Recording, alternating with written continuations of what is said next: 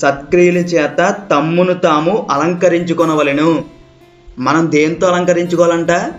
బంగారంతో కాదంట, వెండితో కాదంట, విలువైనటువంటి వస్త్రాలతో కాదంట. మరి మన దేహాన్ని దేంతో అలంకరించుకోవాలంటే సత్క్రియల చేత తమ్మును తాము అలంకరించుకొనవలెను.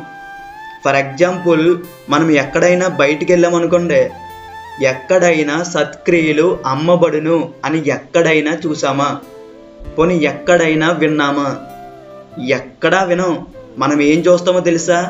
బంగారం చూస్తాం, వెండి చూస్తాం, చీరలు చూస్తాం, గాజులు చూస్తాం తప్ప సత్క్రియలు పలానా చోట ఉన్నాయనరా, వెళ్ళి కొనుక్కోనరా అని ఎవడైనా ఇప్పటి వరకు చెప్పాడా?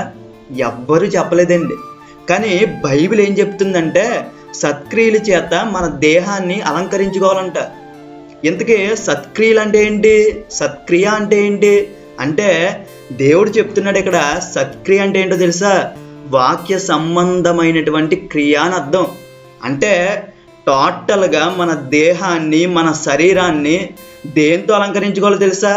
వాక్య సంబంధమైనటువంటి క్రియల చేత తమ్మును తాము అలంకరించుకొనవలెను అని అర్థం అక్కడ. అదనమాట. అర్థమైంది కదండి? ఇది మీనింగ్.